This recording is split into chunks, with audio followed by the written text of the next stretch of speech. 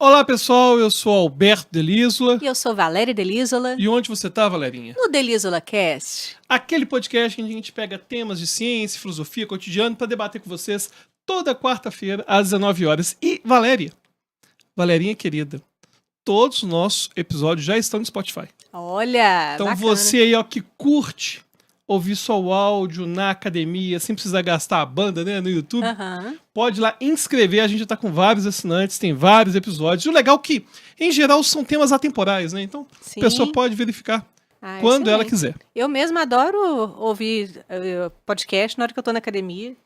E também ouvir músicas aleatórias. O Albertinho fica rindo de mim que a minha playlist não é essas playlists de... Não é só isso. Não é só isso. Atenção. Antes de começar o episódio, fazer o... Valerinha, ela coloca, por exemplo, Fagner. Beleza, gosta de malhar ouvindo Fagner. Maravilhoso. Só que o problema não é o Fagner, o problema é que vem na sequência. Aí tem Fagner, aí depois tem uma música internacional que não tem nada a ver. Spice Girls. Depois vai conectar... Paulo Ricardo. É uma loucura. Eu não consigo entender. E sabia que minha mãe faz isso também, né? Não, eu e sua mãe, a gente tem um gosto musical idêntico. E as variações, enfim. Uma vez sua mãe deixou no carro um CD, na época das coletâneas de CD, né? CD de coletânea, que ela fez uma playlist só dela, que era maravilhosa. Tinha, tipo, Rick Martin e logo em seguida Richard Clayderman, sabe? E depois Laura Pausini e Chico Buarque. Essas são as playlists da minha mãe. Bom, e antes de a gente falar do tema de hoje, que vai ser o sucesso, qual que é o segredo do sucesso, a gente tem que falar do nosso patrocinador, que tem muito sucesso. Mesmo, com certeza. O Philip Mead Hidromel, você aí que quer adquirir o seu hidromel, que é uma bebida maravilhosa, né, Albertinho? Exatamente. A gente, né, curte muito lá em casa. Aponte aí o QR Code para a tela. Aliás, aponte seu celular para o QR Code que está na tela.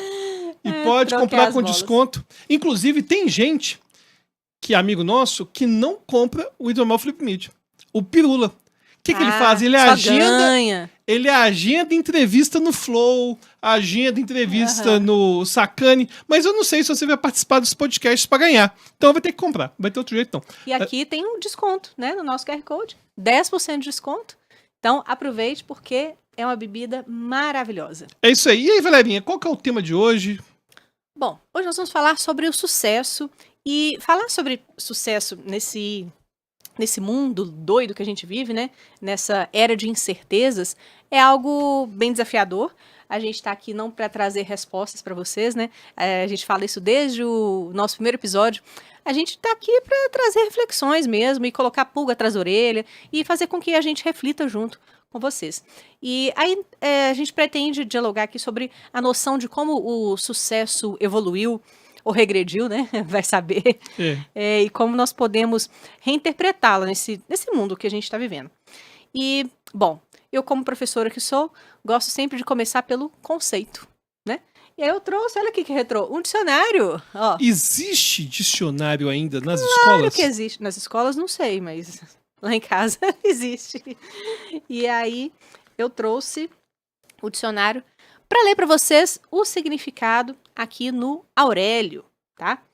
Então, sucesso diz o seguinte: é acontecimento, ocorrência, resultado, conclusão, resultado feliz.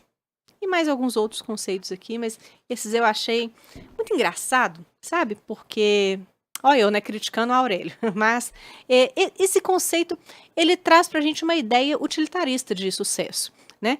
Que não tá errada. Sim, a gente deve analisar com cautela. Mas, então veja bem, ele fala aqui de sucesso como resultado. E a ideia de sucesso como resultado é de uma conclusão de que algo pode sugerir que não é uma qualidade intrínseca, mas um estado que depende de um desfecho, né? Então, pensemos o seguinte: se o sucesso é apenas o fim de um processo, o que nós podemos falar do caminho percorrido? Aquela ideia do alquimista, né? Do Paulo Coelho. Pô, eu acho tão legal esse livro do alquimista. É tão legal e as pessoas criticam tanto. É mó legal a história, a mensagem. É, muito bacana. E pode ser um pouco clichê, mas assim, é atemporal, muito legal. Bom, e essa visão, ela nos leva a focar excessivamente no objetivo final, né? A gente negligencia muitas vezes o aprendizado da experiência durante o percurso. Ou até mesmo, vamos pensar aqui, situações adjacentes que podem surgir, que não estavam traçadas no seu plano de sucesso. Às vezes você traça um objetivo, eu quero chegar ali, esse é o meu ponto máximo de sucesso. Você não atinge aquele ponto máximo, mas no seu percurso surgem outras oportunidades que são de sucesso. E não é nem questão do ponto máximo, às vezes é uma mudança de rota. Mudança de rota, perfeito. E às vezes a mudança de rota é mais interessante do que essa rota inicialmente traçada. Sabe o que isso me lembra? Tinha uma propaganda muito boa da Pepsi, que os marqueteiros, né, perceberam que as pessoas, quando perguntiam uma Coca-Cola, o garçom perguntava, tem Pepsi, pode ser? E aí sim. tinha assim, o pode ser, e usaram isso. Uhum. E aí começaram a fazer assim, pode ser. E começaram a falar assim, o pode ser bem melhor do que você imaginava. E é justamente essa ideia também do sucesso, né? Às vezes, não era nem o que estava querendo. Não era nem o que estava esperando. E o pode ser não prometeu nada, entregou tudo. Eu adoro essa expressão. Essa expressão é muito boa. É muito boa. E é interessante outra coisa sobre o Aurélio. Eu vou defender o Aurélio. Eu vou falar dos outros itens também, mas esse foi o que me chamou mais atenção. Porque na verdade, eu achei ele mais utilitarista. As palavras, elas são navalhas, não é isso que eu vou falar, não. Eu não vou falar isso, não. Eu vou falar outra coisa. Eu vou falar que as palavras refletem também o que o senso comum pensa. Sim. As palavras vão mostrar o que a sociedade capitalista. Né? Assim, é o que a sociedade capitalista vai ver, que sucesso é resultado, acabou. Não importa. Não importa. Eu lembro muito de um meme, que esses memes que tinham no Facebook, né? Que mostrava assim, fulano é um juiz de sucesso. Fulano ganha tanto por mês.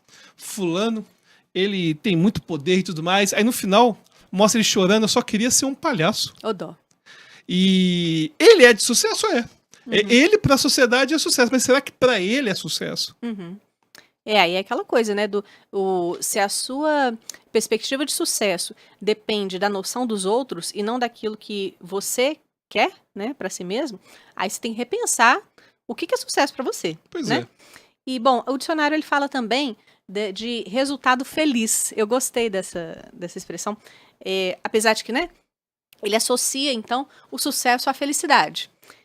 Ou seja, a definição, ela conecta a um desfecho positivo e desejável.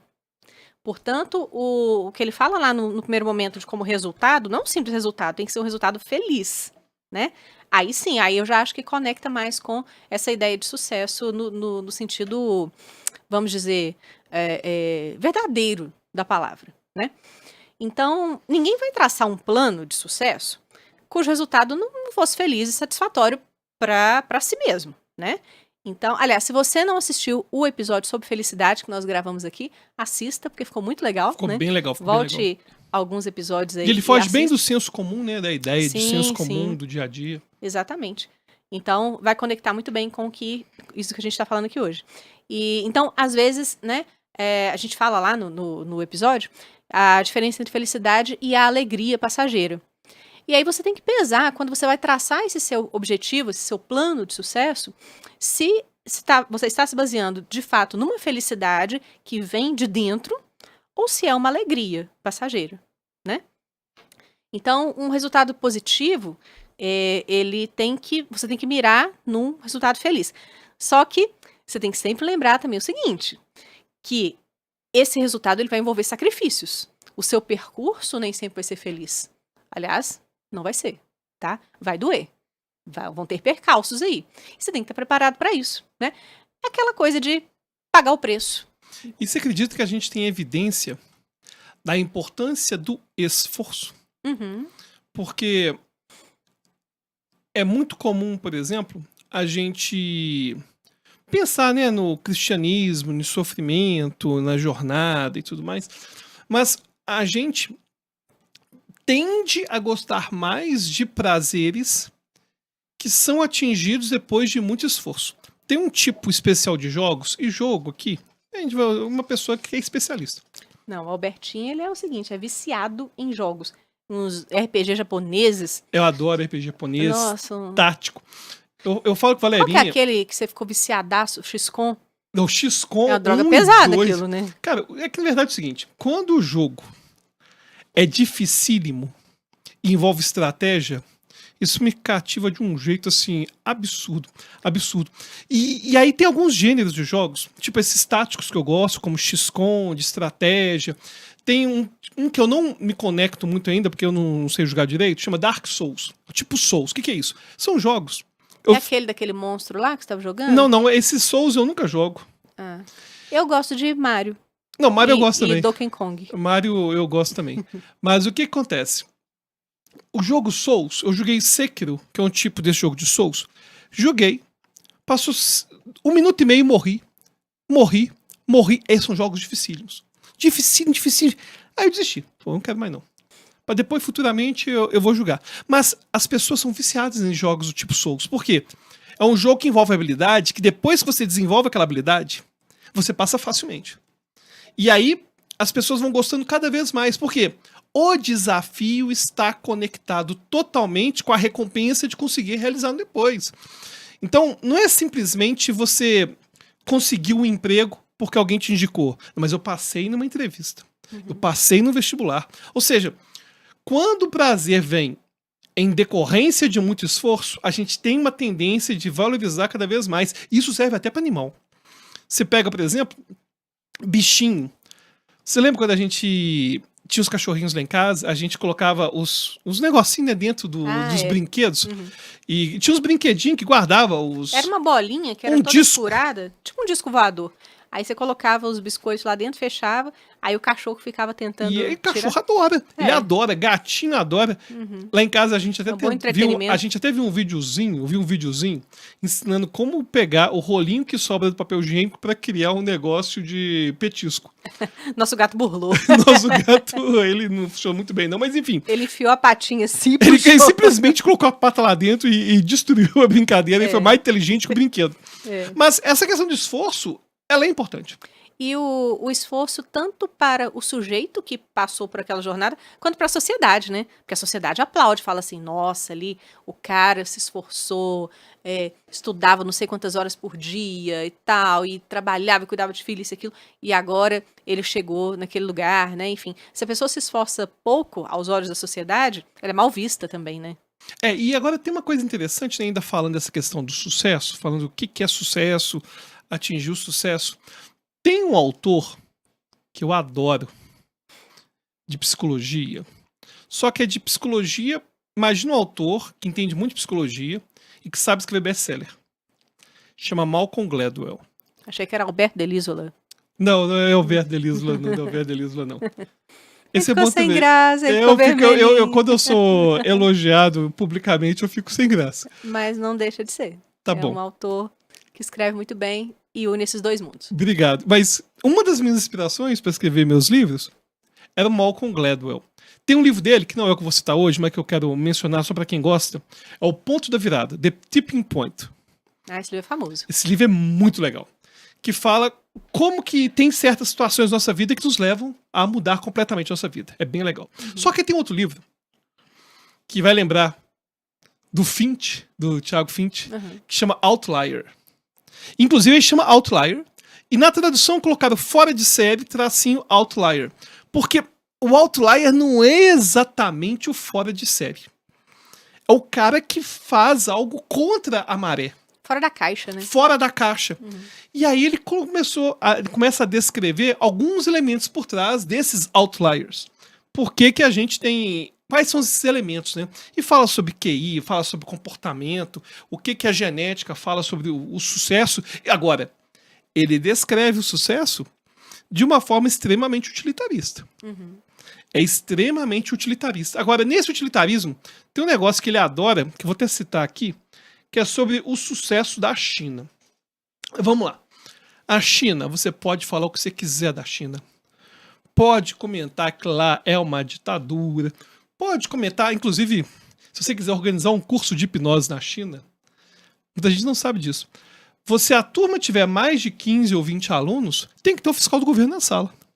Você não pode simplesmente montar o curso, não. A gente estava organizando o evento da China e a gente achou que as questões burocráticas envolvendo o governo chinês Eram questões que iam ser muito desafiadoras naquele momento. Mas, pode falar o que você quiser da China. Mas nenhuma nação tirou tanta gente da miséria em tão pouco tempo. Gente, se você pensa na China nos anos 40, 50, o Brasil estava 1000 vezes na frente. 1000 vezes na frente. 1000 vezes na frente. Gente, China era aquele pessoal andando de bicicleta. Não existe mais isso, não. Num modo bem arcaico, né? Era muito arcaico, muito arcaico. E quer não. Existem alguns elementos aí que fizeram até mesmo esse socialismo estranho da China, que é um socialismo de mercado, que é a grande diferença, né, daquilo que tinha na União Soviética para a China, que para o socialismo existir mesmo, para depois virar comunismo, você tem que ter uma visão global disso. Por isso que a União Soviética tinha uma política expansionista. Queria expandir. A China não, a China, né, pensou assim, olha, vamos ter questões que vão ser do socialismo, tem questões que vão ser de mercado, e vamos botar um negócio para acontecer. E aí, por que a China deu certo, e tá dando certo, e vai ser a maior nação aí de todos os tempos aí? Tem alguns elementos culturais que nem tem a ver com o socialismo. O pessoal adora falar de socialismo, né? Enfim, mas tem alguns elementos culturais muito poderosos. E um deles, o Malcolm Gladwell relaciona com o arroz. Eu quero ler um pouquinho o que ele escreve sobre o arroz. O arroz, ele é essa técnica de fazer arroz que tem na China, que difundiu, de produzir o arroz. De produzir o arroz, de plantar, que foi até acabou se espalhando na Ásia. Ela começou na China e até hoje ela é muito forte. E o Malcolm Gladwell comenta que fazer arroz, plantar, colher, é difícil. Não é igual o trigo, que você pode deixar o negócio meio que solto. Ele escreve assim, que a plantação de arroz, que são construídos em terraços irrigados com diques e canais, e o solo precisa ser argiloso e coberto com lama nivelada fertilizada com compostos orgânicos. E os camponeses escolhem cuidadosamente entre centenas de variedades de arroz, ajustando para reduzir risco. E a plantação na China sempre foi feita por famílias inteiras e demandava o transplante das mudas, a remoção manual de erva daninha, controle rigoroso de água, porque o arroz precisa de muita água, mas não pode ser água demais. E a colheita era feita rapidamente para aproveitar a estação. E o arroz era a base da alimentação e da economia local na China. E era sempre colocado, servido nas refeições. O cereal era símbolo da riqueza e da sobrevivência. Arroz é vida. E o que ele percebe interessante aqui, a disciplina em torno do arroz da China, os chineses têm para tudo. Eu lembro, quando eu disputei campeonato de memória em 2007, a China estava iniciando nos treinamentos de memória. Iniciando. O Tony Buzan, na época, me disse, em breve, eles vão ser os melhores nisso. Porque a disciplina que eles têm não é só para arroz, não.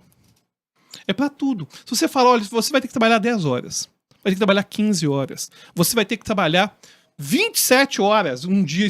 Cara, para esse pessoal, eles têm uma obstinação, uma dedicação. Inclusive, é um dos motivos pelos quais até hoje na China, a gente não tem mais, né? Diminuiu bastante, ainda tem, mas não é igual antigamente, aqueles trabalhos escravos que a gente tinha na China. Melhorou muito. Você pega o índice de desenvolvimento humano da China, só elevou. E até hoje, lá eles pagam muito bem é muito valorizado a quantidade de hora que você trabalha. Eles não têm essa preocupação que a gente tem aqui, ou ao menos deveria ter, né, em relação à condição de trabalho, mas o contexto social da China é muito responsável pelo sucesso que ela tem hoje. Ou seja, o chinês, ele se dedica muito, para qualquer coisa. O oriental, em especial. Em especial. O japonês também. Eles têm uma disciplina que aqui a gente não tem. Para tudo, É para arte marcial. Você pega, por exemplo, práticas orientais como Tai Chi Chuan. O Tai Chi Chuan exige uma meticulosidade de movimento que tem que ter muita paciência. Não é tão simples. Então, existe para o sucesso, se a gente pensa nas perspectivas utilitarista do Gladwell, uma questão cultural aí. São pessoas que estão acostumadas a ter uma disciplina. A ter disciplina. Total. Agora, ele comenta... Não, pode falar, eu quero saber exatamente o que você está pensando agora. Não, eu me lembrei aqui, que você está falando dos orientais de uma forma geral, é que semana retrasada, nós estávamos em Buenos Aires, né? Vou contar essa história aqui. Aí, fomos no tango, né? Numa aula de tango, e eu e o Bertinho, a gente dança bonitinho, A gente dança. né? Eu não vou falar que a gente é dançarino, não, mas a gente dança bem acima da média. A gente dança bonitinho. Aí, fomos numa aula de tango, que eu descobri que lá em Buenos Aires tem vários bailinhos todos os dias. E, engraçado, terceira vez que eu vou lá e agora que eu descobri que tem esse tanto de bailinho. E tem os bailes, mas antes tem sempre uma aula, né? Aí falei com o Albertinho, vamos pra aula, a gente vai arrasar nessa aula. Fui soberba, tá? Fui soberba. Achei que ia ter só gringo que não faz ideia de nada, falei assim, sabe? os argentinos não vão frequentar, né, a aula no meio da tarde, assim, numa terça-feira, 3 horas da tarde, né? E fomos nas milongas. Aí, chegamos lá, olhei para as pessoas que estavam esperando para fazer aula. Aí tinha um casal de argentinos, um casal de americanos. Acabou que só a mulher fez a aula, o marido ficou lá sentado. Tinha um japonês e tinha mais uma pessoa lá que eu me esqueci. Eu sei que o melhor aluno da sala era o japonês. Gente, vamos lá. E eu vou ser bem sincero. É muito improvável, né? Eu tive muito preconceito aqui, que eu falei, pô... Eu olhei e falei, japonês dançando tango? Uhum. Não vai ter como assim. A americana, eu já olhei com preconceito. Falei, americano dançando, pô. Quem dança é coisa de latino. Se fosse espanhol, uma espanhola, uma argentina, pô, a gente... Pois é, a Argentina, o casal de argentinos, eu já fiquei assim, falei, esses aí vão arrasar, eles vão ser os melhores da turma, com certeza. Nem foi, o melhor aluno da sala foi o japonês. O japonês arrasou, né? O japonês tinha, uns 60 anos, mais ou menos. E eu sei que nós não fizemos feio, nós fizemos bonitinho, a professora até elogiou a gente e tal. Mas quem de fato brilhou na aula foi o japonês. E logo em seguida da aula, houve o bailinho, né? E aí todo mundo dançando muito bem, enfim, foi muito legal aquele dia, né? E o japonês tirou todas as mulheres pra dançar e dançou, fez aquele show no salão. Eu cheguei a achar que ele morava em Buenos Aires. Pois é, justamente. No final do bailinho, eu falei, não tem jeito, eu vou ter que conversar com ele. Fui até ele, né? E quis saber. Falei, poxa, me apresentei e tal, e a gente começou a conversar. E falei, você mora aqui em Buenos Aires? Porque você dança muito bem, né? Aí ele, não, eu moro em Tóquio. Eu vim aqui a passeio. Eu tô há 1 ano fazendo aula e me programei para essas férias. Para este momento. Para este momento. Eu falei, caramba, ele levou muito a sério o hobby dele, porque ele tava dançando muito bem, assim. Parecia uma pessoa que tinha muitos anos de dança, né? De aulas de dança, enfim. Não é igual a gente faz a aula, né? Sempre, né, regularmente, tudo, mas não com essa obstinação do tipo, vou marcar uma viagem agora pra data tal e vou lá e vou arrasar e não sei o quê. E ele, tadinho, ele muito tímido, né? Super tímido. Quando nós elogiamos, ele baixou a cabeça, ele falou assim, não, imagina, eu não danço tão bem assim, não. A gente, poxa, você dança muito bem, cara, que é isso?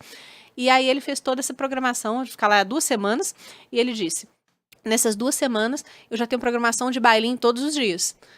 Porque eu vim aqui para isso. E aí ele ficou se preparando e eu fiquei pensando na disciplina dele, né? Em fazer isso. E para tudo, né?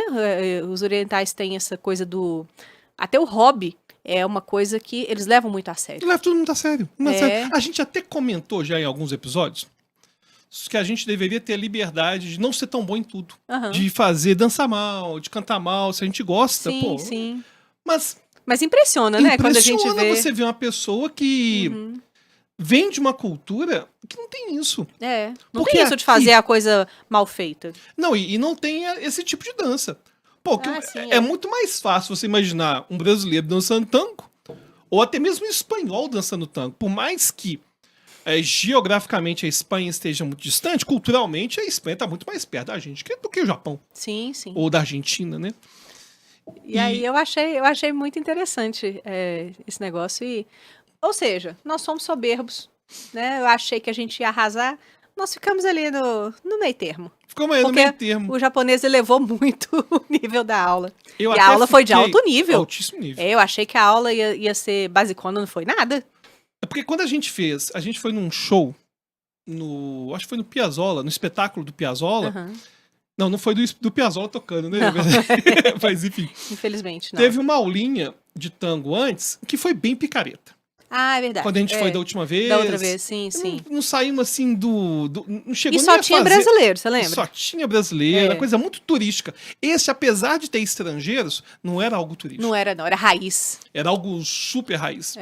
E ainda... Quem segue a gente no Instagram, viu lá, porque nós relatamos isso lá no... E agora, ainda falando dessa questão do utilitarismo, saindo um pouquinho do utilitarismo, na psicologia a gente vai ter também essa ideia de o que seria eu fazer algo que se conecta comigo.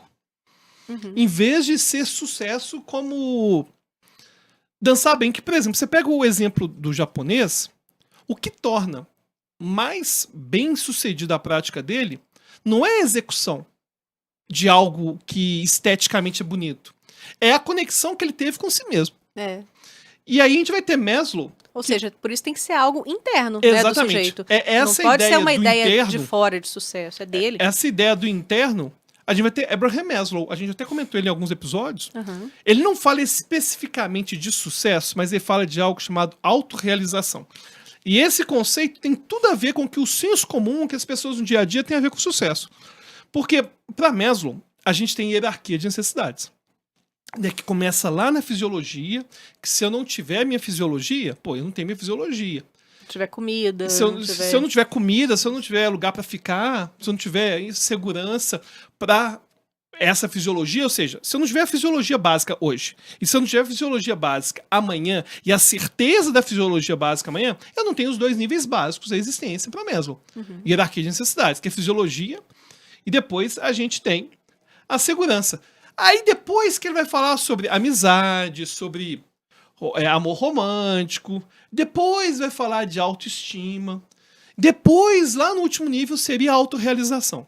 E a autorrealização para ele é algo focado para dentro. É a pessoa tá vivendo de forma autêntica, de acordo com a sua capacidade, de acordo com o seu talento, de acordo com as suas aspirações de forma plena. E eu quero citar o Maslow, não só pelo conceito de autorrealização, mas que, em geral, muitas pessoas vão ver o sucesso baseado na segurança.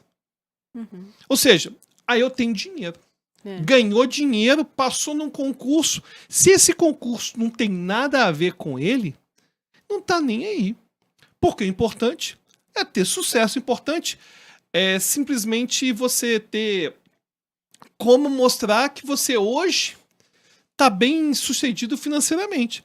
E, na verdade, o dinheiro, ele é importante até certo ponto.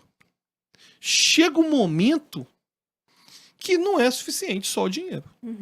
E será que essa pessoa é uma pessoa de sucesso?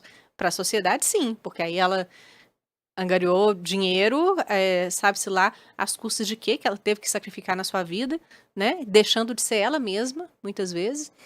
E para a sociedade, ela é uma pessoa de sucesso. E eu até considero que o concurso, na maior parte das vezes, é a única solução num país desigual. Você vê a história do Matheus, o Matheus brabo Andrade, dos concursos, aqui, sim. Matheus Andrade, que ele mudou a vida dele e de toda uma geração que vai vir, da filha dele e tudo mais, toda uma geração alterada porque ele passou no concurso. Mas era algo dele, era algo intrínseco. Não, sim, mas ainda que não fosse. Ainda que não fosse. Ele tinha insegurança alimentar. Tinha insegurança de moradia. Ou seja, nem que seja pro cara sair da fragilidade fisiológica, o concurso ajuda. Sim. Só que o concurso não vai definir o próximo passo se você não estiver conectado com aquilo. Tinha até uma frase do William Douglas, o guru dos concursos, que é nosso amigo, que comenta, que eu gosto bastante, que ele fala: muitas vezes o concurso não é o seu sonho, mas vai ser o que vai te dar base e tranquilidade para você realizar seu sonho. Te possibilita algo. Pode possibilitar algo. Agora, muitas vezes a pessoa vai ficar presa a esse cargo depois que já alcançou a segurança sem ter conexão nenhuma. Detestando aquilo. É aquela pessoa que não gosta de banco, não gosta de trabalho metódico, tá passando um concurso pro banco. Ou a pessoa que odeia alguma coisa que envolve contato com outras pessoas. e tá num concurso um cargo que vai envolver liderança, por exemplo. É verdade.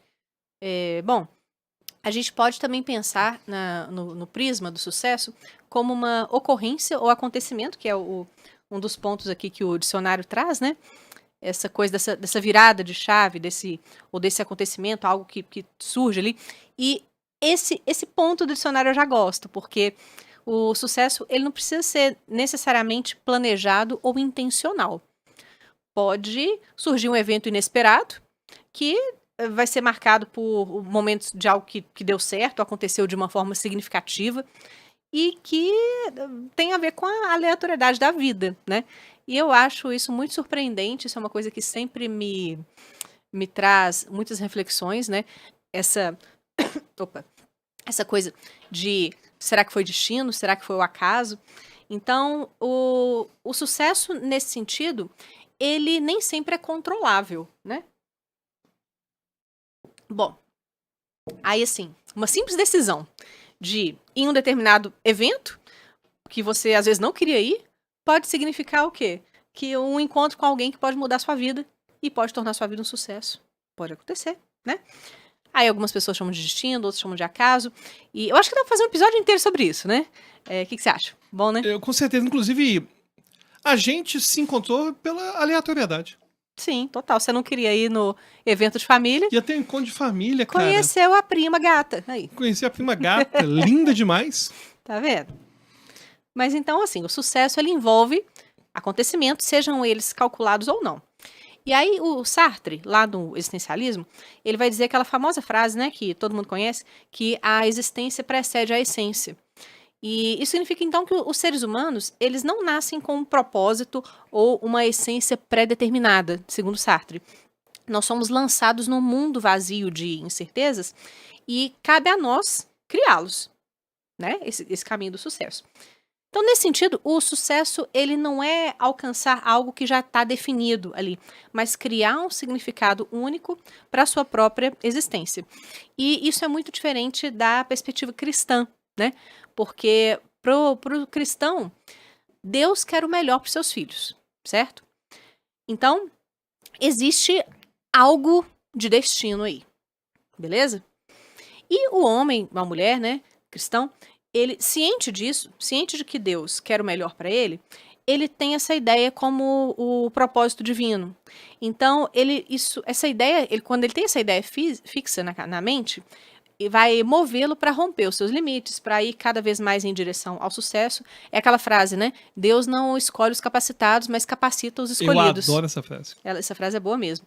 Então, a pessoa vai ter isso como um mantra, de buscar o sucesso. Então, veja que, tanto na ideia de Sartre, quanto, né, que não tem um propósito pré-definido, quanto na ideia cristã de que Deus quer o melhor para seus filhos, que em princípio podem parecer antagônicas, essas ideias, mas existe algo em comum a elas, que é, o sucesso é algo a ser buscado, né?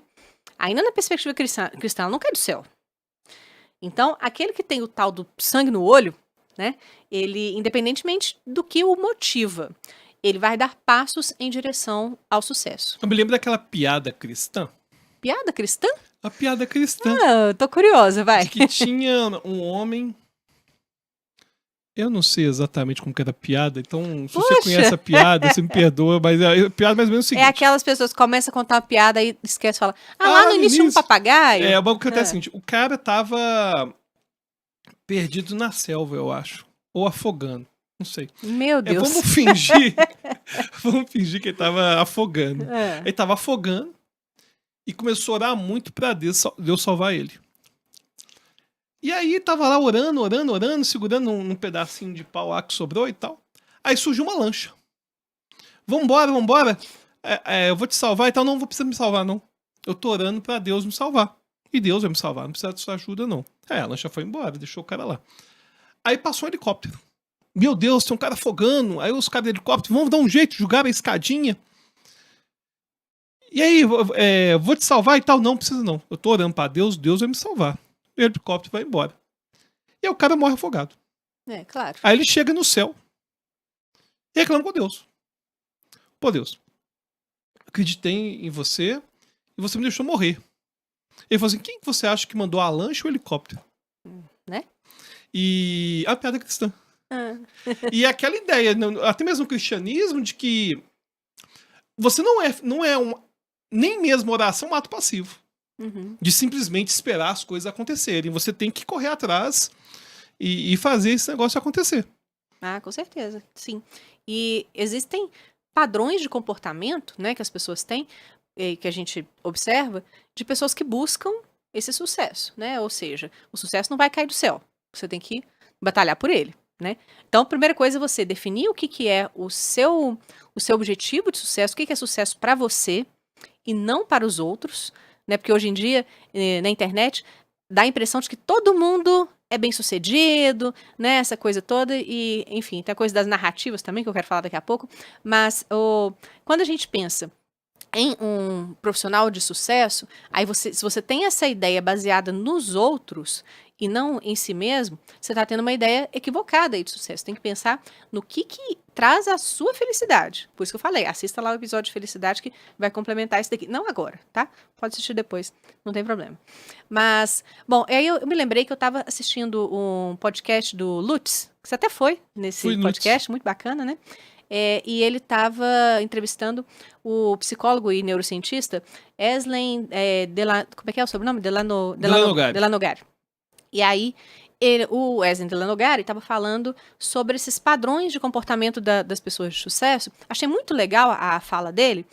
Não foi um estudo científico, ele fez com base na vivência dele enquanto terapeuta, e aí ele observou alguns padrões de comportamento de pessoas de sucesso, que essas pessoas sempre fazem, né? É comum a todas essas pessoas.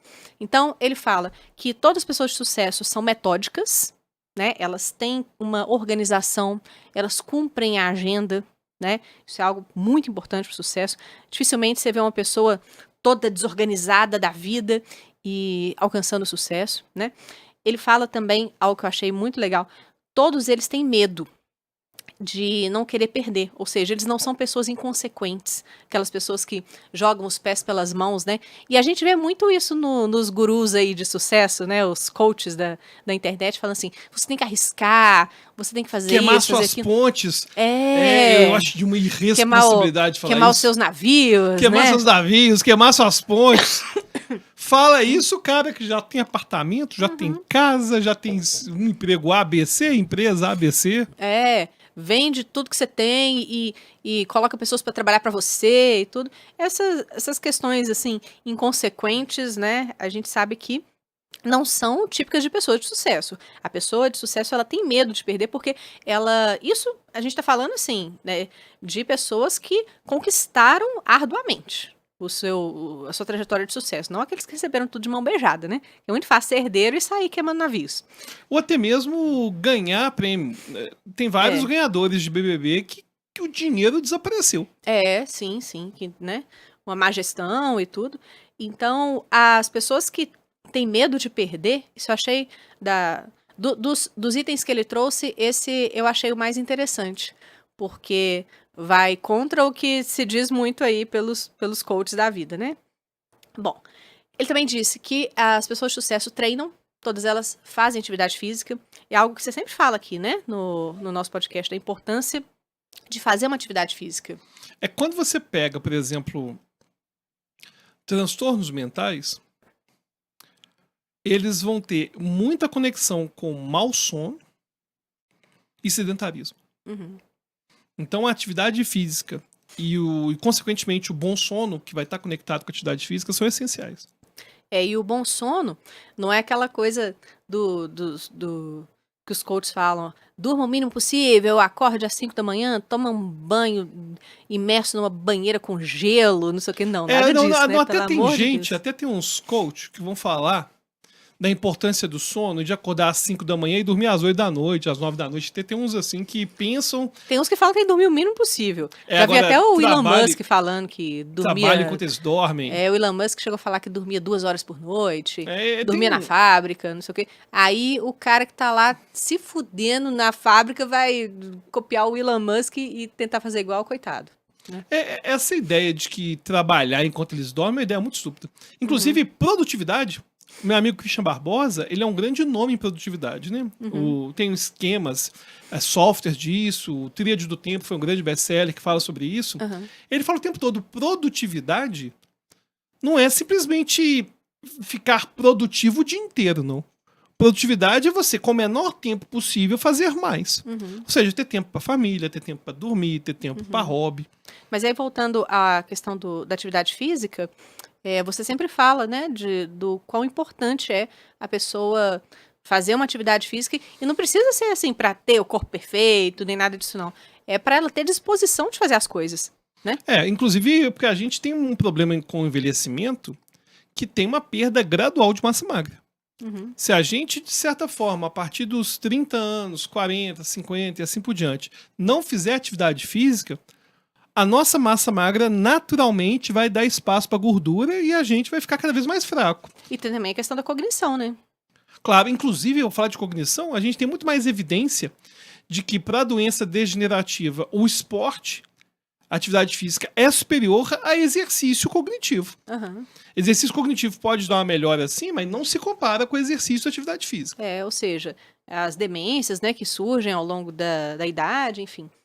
E sobre o sono, apesar de a gente não precisar exagerar, de ter que dormir o mínimo possível e tudo, é importante acordar cedo, né? Cedo no sentido de... No início do dia, despertar do dia. Dificilmente você vê uma pessoa bem-sucedida que acorda meio-dia, né? Que dorme o dia inteiro. Inclusive, tem gente que... Isso tem uma cronobiologia. Tem gente que é mais matutino, gente que é mais vespertino. Isso existe. Mas quando a gente... Ou seja, gente que naturalmente acorda mais tarde e gente naturalmente acorda mais cedo. Só que quando a gente está falando disso, a gente está falando de acordar mais cedo, ser 5 da manhã, 5 e meia da manhã, e acordar mais tarde é 7 e meia da manhã. Acordar mais tarde é estourando 8 da manhã. Não existe biologicamente um ser humano que foi programado para acordar 11 da manhã, meio-dia, isso não existe. Aí tem uma galera que fala, não, mas eu sou notívago, eu troco o dia pela noite, Inclusive, e aí trabalha a madrugada inteira e depois dorme o dia inteiro e fica uma coisa muito contraproducente, né? É porque o organismo ele fica muito desregulado, porque a gente vai ter picos de cortisol ao longo do dia para a gente poder despertar. E se a gente não respeita essa cronobiologia, a gente vai ter problema. Então a gente vai ficar o tempo todo cansado. Inclusive, você já deve ter percebido que quando a gente, no domingo, por algum motivo, por ter saído à noite, a gente acorda às 10 da manhã, a gente acorda exausto. E o domingo não rende. E o domingo não rende, porque a gente tá cansado. E ele não rende, não é simplesmente uma questão de tempo, de quantidade de horas. Não, ele não rende porque a gente não tem energia para fazer ele render.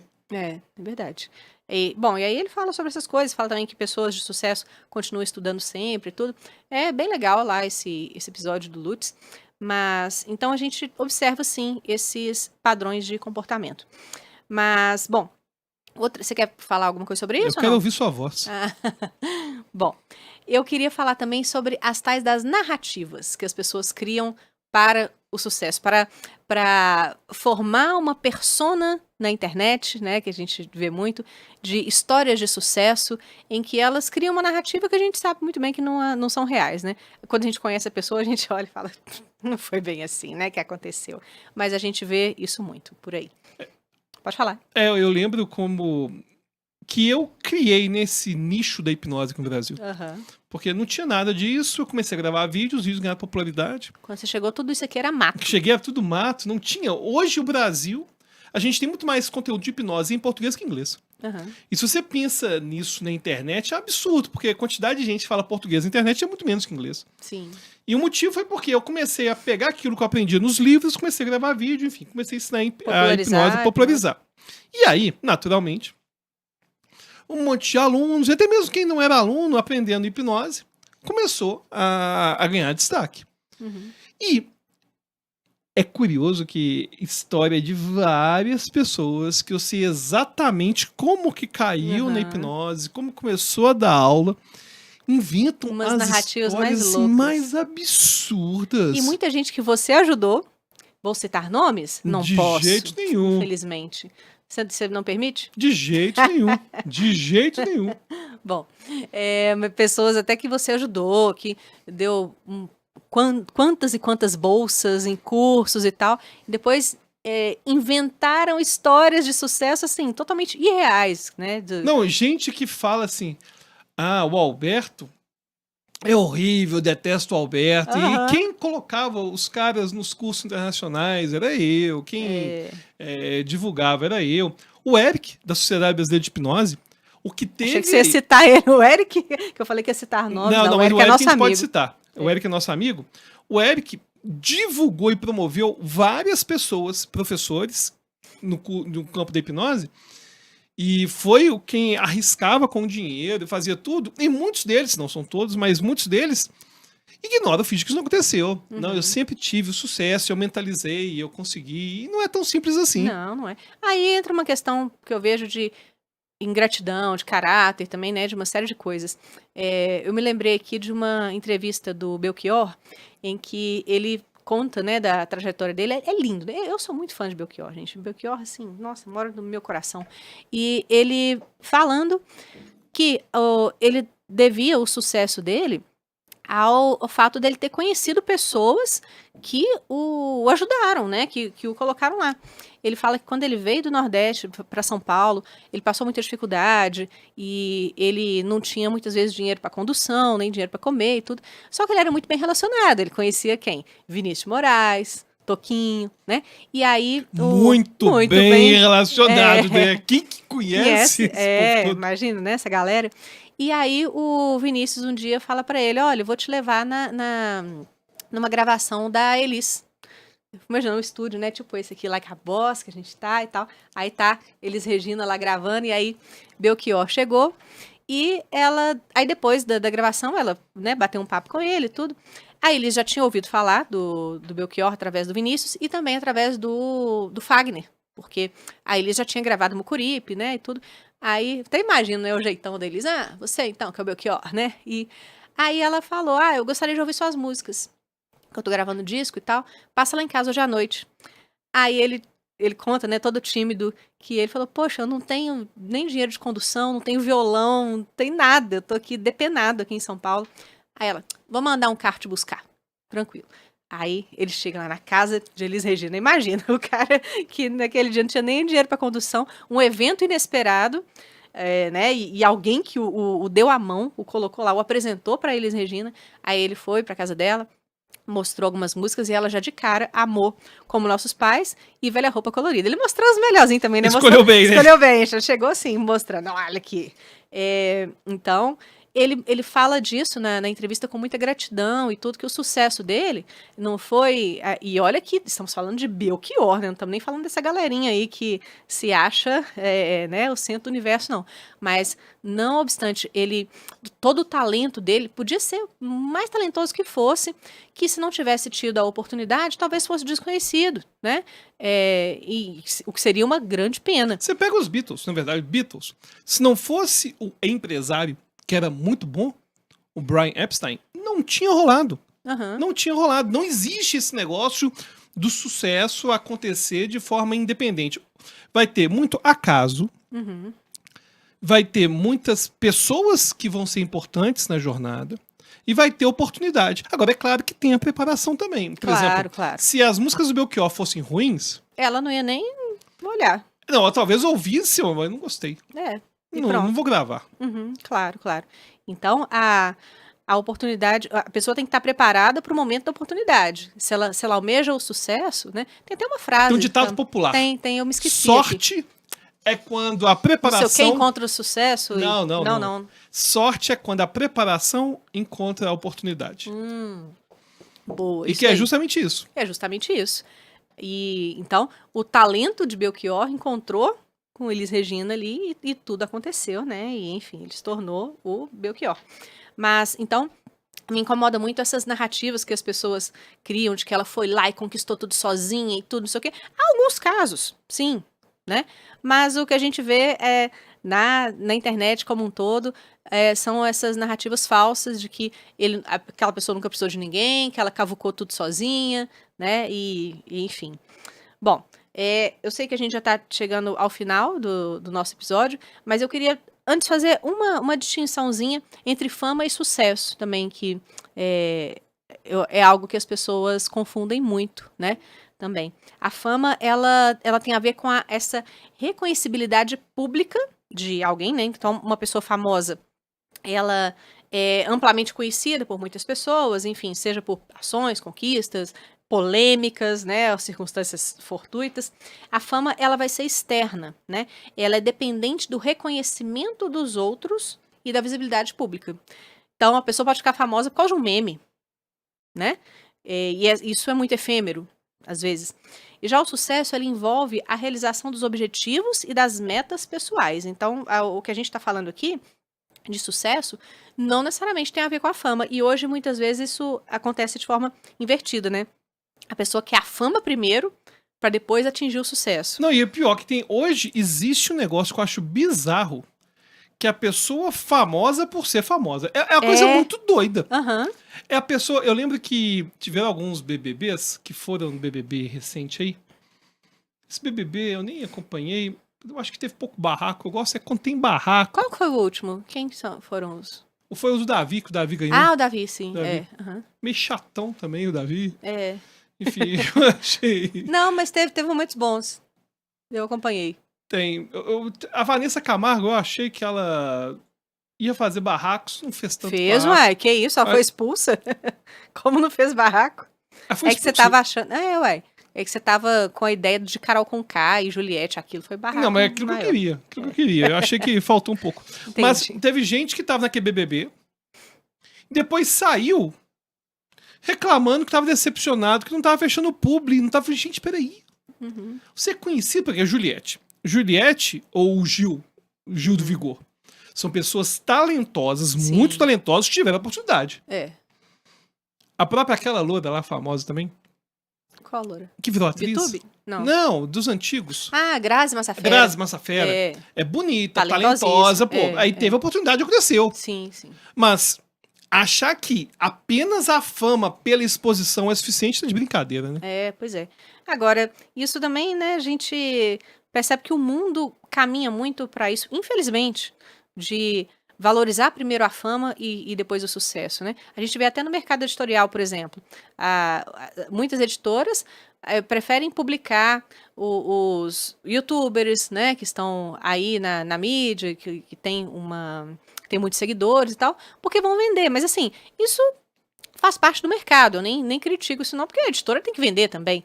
Mas o mundo acaba tendo esse caminho inverso, forçando as pessoas a deixar aparecer primeiro para depois eu ter sucesso. Você vê aí muitos advogados recém-formados fazendo Instagram com dancinha, com não sei o que e tudo mais. Pô, acho que existe mais. Eu acho esquisito. Mas assim, eu também não julgo, porque o mundo tá muito esquisito. Odeio o jogo, não odeio o jogador. Exatamente. O importante é a gente ter em mente essa diferença entre fama e sucesso e a pessoa ter consciência disso, sabe? Isso é o mais importante. Eu não julgo ela querer trilhar um caminho na fama, primeiro porque muitas vezes o mundo exige isso, mas ela não se perder nesse meio do caminho. Agora, tem outra coisa também que eu acho importante a gente falar o seguinte. Eu reconheço que o mundo é injusto, eu reconheço que não tem chance pra todo mundo, eu reconheço que tem gente que tem a vida mais fácil que outras. Sou a favor de várias ações afirmativas do governo, mas tem um negócio. Na sua vida, a única pessoa 100% preocupada com você é você. Uhum. A única pessoa que realmente está preocupada, mesmo considerando todas essas variáveis, é você que vai fazer a diferença. É você que vai ter que acordar e trilhar o seu sucesso. E trilhar seu sucesso e se preparar para surgir a oportunidade. Exatamente. Então, ficam essas reflexões. Terminou num clima bom, tava ficando num clima meio bad, né? Não sei se terminou num clima bom. Tava clima bad? Em que momento? A questão aí que você tá falando das pessoas querer mais fama, tá. que é triste, eu achei meio bad. Mas terminou... Eu tava falando, você tava com a cara meio tristonha mesmo. Eu achei meio tristonho, eu acho tão triste isso. É triste. É triste isso. Porque eu achava que o futuro ia ser mais legal, sabe? Quando eu assistia Jetsons.